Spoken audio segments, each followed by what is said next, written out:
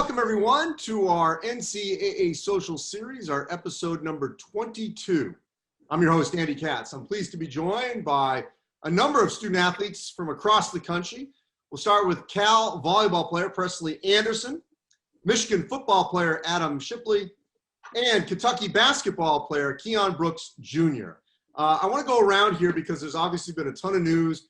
You're all affected in different ways and what's happening on your respective campuses as to what's happening with your seasons. Keion, obviously, your season hasn't started yet, so you've got some time. Hopefully things will start at least relatively on time. So Preston, let's start with you. I mean, the Pac-12 came out and said basically no fall sports, nothing till January 1st. You're at home in Arizona rather than Berkeley. So take me through first just the reaction, that raw reaction when you heard what the decision was with the Pac-12. Yeah, being a senior, it definitely hit me a little bit different than I think maybe someone who has a few more years of eligibility. I think our whole team was kind of anticipating negative news just because obviously given the COVID situation, the protocol set up at different schools, how it was different. So that would kind of affect our scheduling and whatnot. So I think, again, I kind of anticipated the bad news, but when it became official, it definitely hit differently. I obviously wanted to, have my last year at Cal be like any other year, normal with the preseason, with fans in the stands. But as they kind of started acknowledging kind of what our season would look like, it was kind of disappointing, even if I think they were to follow through with the season, just kind of, taking away the competitive aspect of having fans and interacting with the other team. It just kind of sucks, and it's just part of the situation that we're in now. But yeah, I think I anticipated the decision, but once it became official, it obviously made me super disappointed with the outcome. All right, so we're going to address what's next here shortly, but Adam, the Big Ten, monumental decision as well, pushing fall sports potentially to the spring, which we'll talk about momentarily here. You guys had started practice. You still are practicing. What's been your reaction to the news that there will not be football at the Big House this fall? It's definitely saddening. I'm a senior as well, just like Preslie, and I really was building up my own confidence this season and felt like I was going to have a great year. And a lot of my teammates felt the same way. So we all were pretty bummed by the news, but we took it the Michigan way and just continued practicing the night we found out. And we're not stopping for anything. We're just trying to get better at football and going to continue to do our part and be as safe as possible when we're in the building. So Keion, as I said, you guys have some time. And hopefully we'll start on time or shortly thereafter. But what's it been like to be back at Kentucky, to go through these limited workouts, obviously with the proper protocols so far? It's been a lot different especially from what I'm used to. I'm the only returner, so it's kind of, this thing is kind of the new normal for our freshmen and all our incoming new players. But we're all taking it in stride. We're following the proper protocols and just doing everything that we can to make sure that we're staying healthy, but also getting our good training in and making sure that we follow all the rules and protocols to make sure that we all stay safe.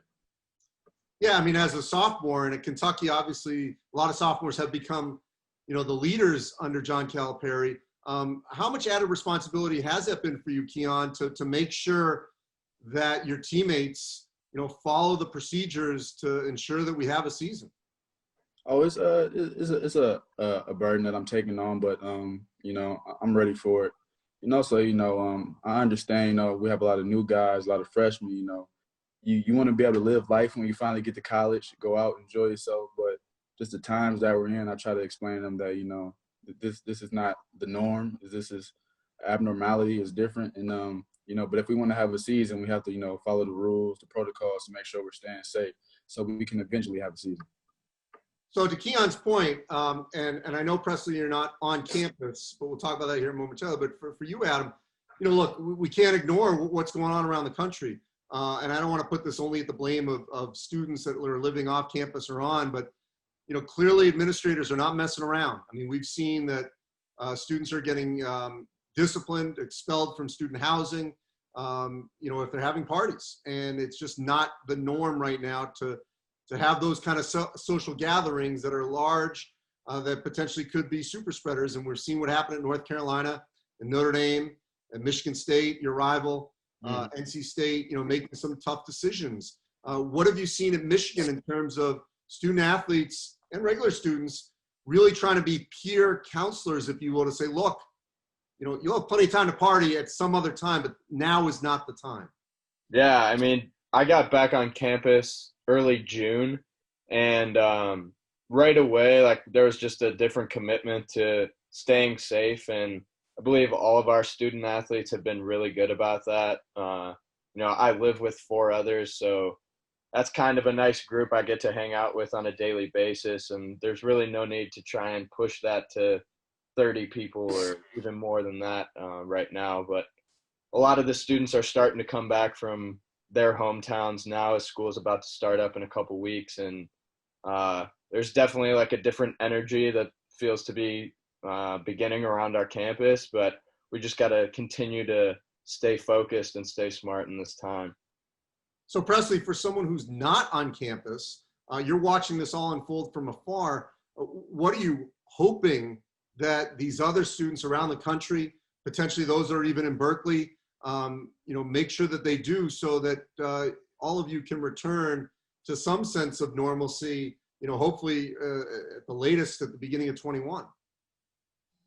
Yeah, I think it's hard because I think everyone's just kind of stubborn and selfish in their own ways, and they don't realize like the impact of, I think North Carolina was a great example, like how just going back to school and trying to maintain that normal college life ended up like sending people home in their dorms that they just moved into a week earlier.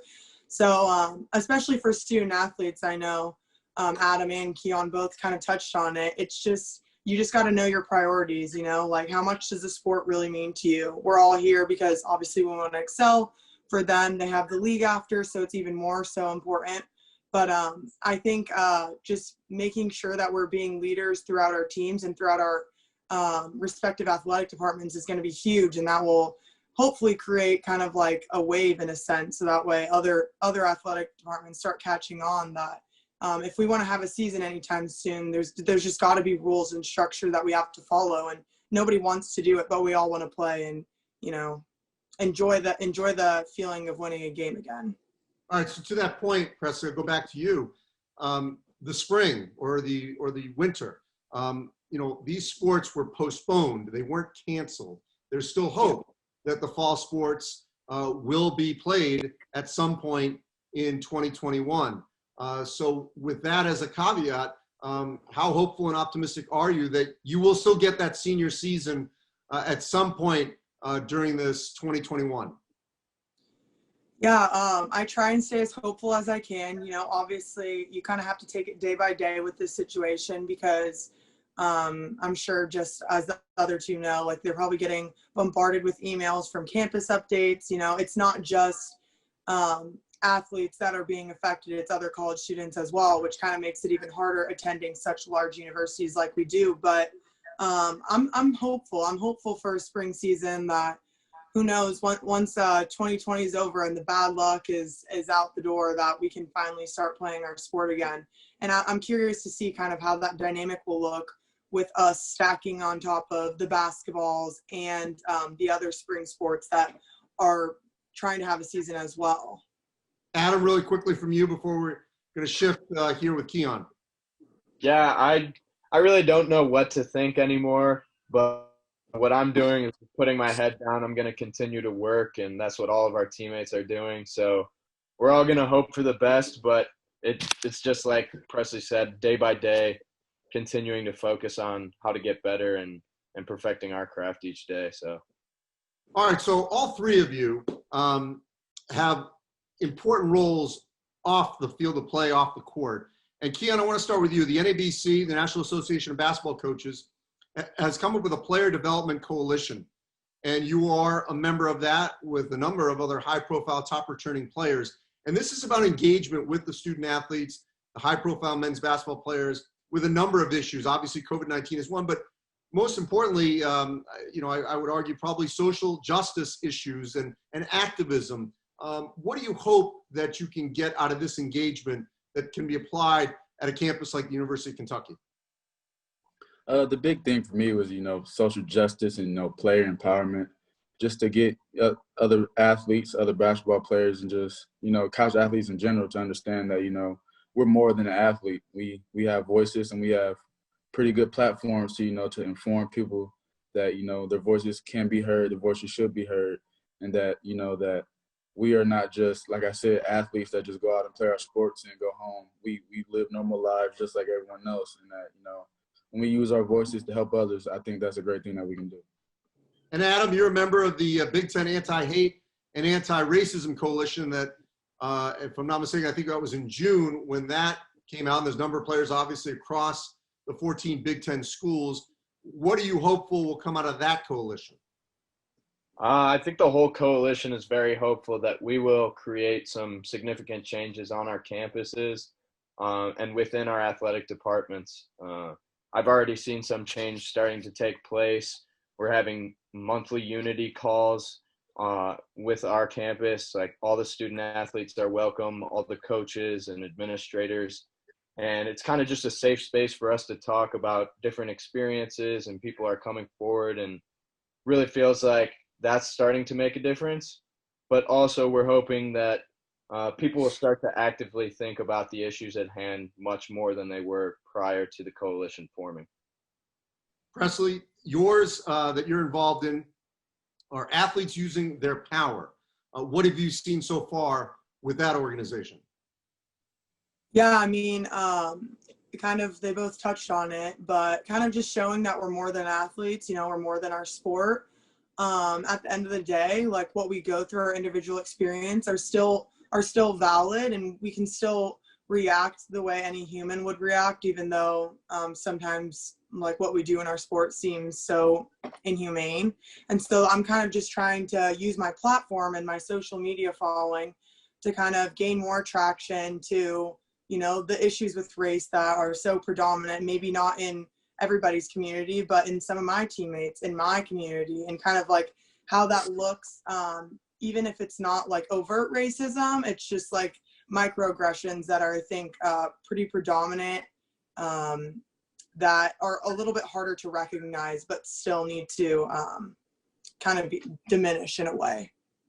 Keion, these conversations that the players and coaching staffs had, really in the weeks, maybe even the days after George Floyd's murder, and the video obviously went viral, and the protests across the country. I mean, everyone I've talked to, they've been incredibly raw in these Zoom calls.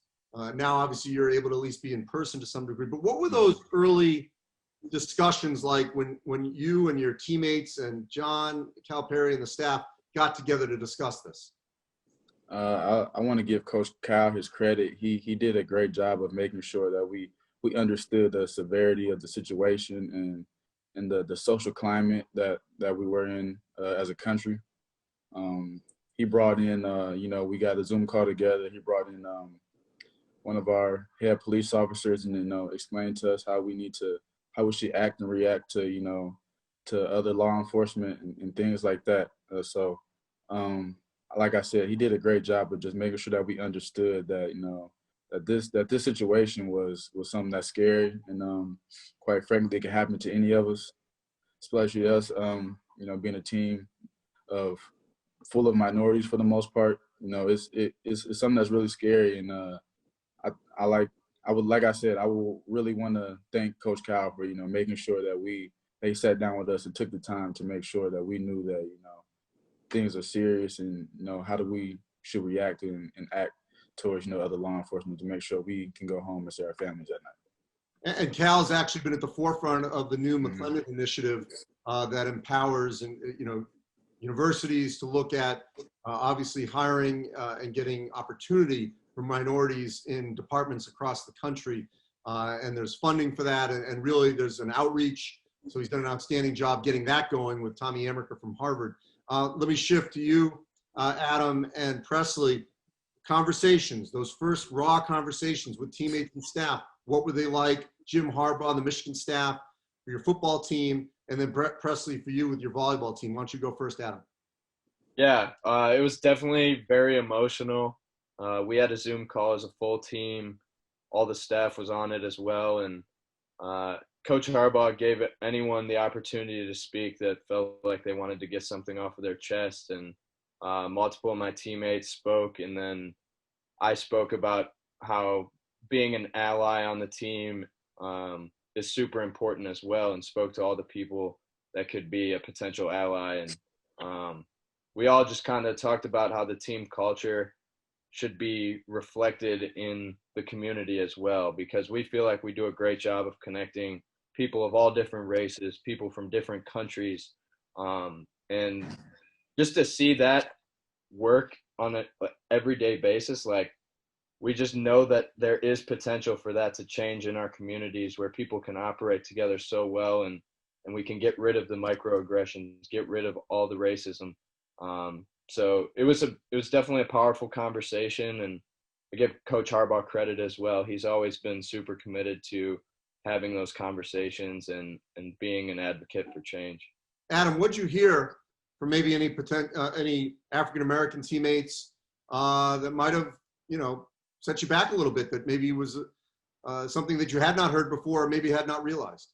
Yeah, one of my good friends, Cam McGrone, he's our starting linebacker, spoke about an incident where him and 3 other teammates were pulled over last summer, and the officer kept them on the side of the road for over 2 hours, was continuing to harp on them with different questions and just would not stop. And Cam actually posted a video to his Twitter, and just watching that really opened my eyes and realized what a struggle this is for different African-American teammates of mine and African-American men as a whole, and women.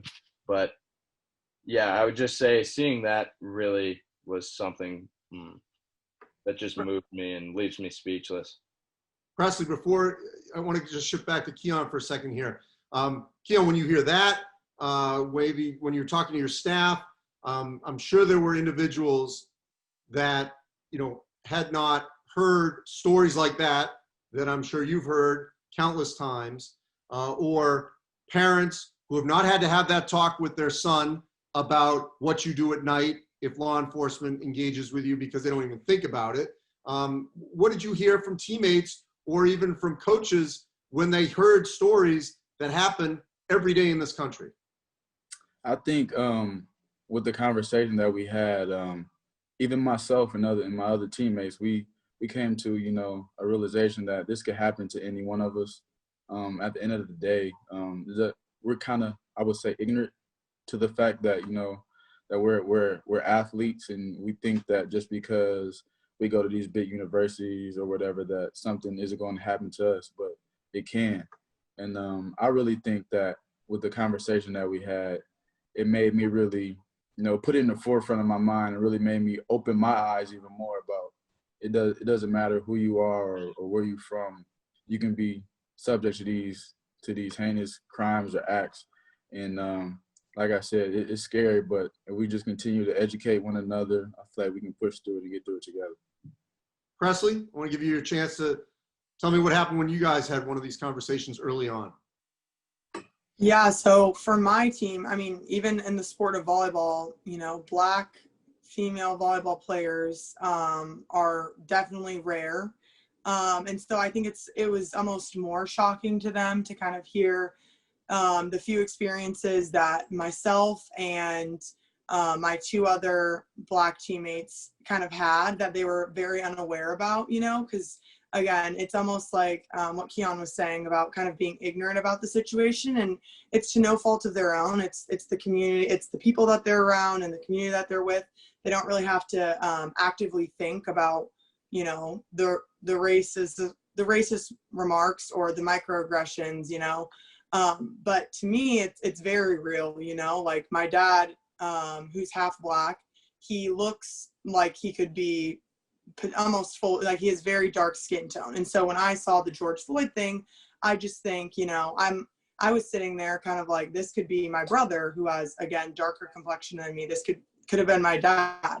And I think like once I kind of translated that and kind of created like an open space for my teammates to kind of talk, or just kind of ask questions, or just more so even listen about like why this affected me so much and kind of projected me into like speaking about it. I think it kind of, I could see their mindset shift. I saw them, you know, want to create a deeper relationship with me, so that way they're more comfortable talking about race, because the issue really is that no one's really comfortable talking about it. And you know, as student athletes, when you're supposed to be tough and it's all about the sport and getting in, getting work done, getting out, it's hard to talk about those type of conversations that really do affect some of your teammates more so than others.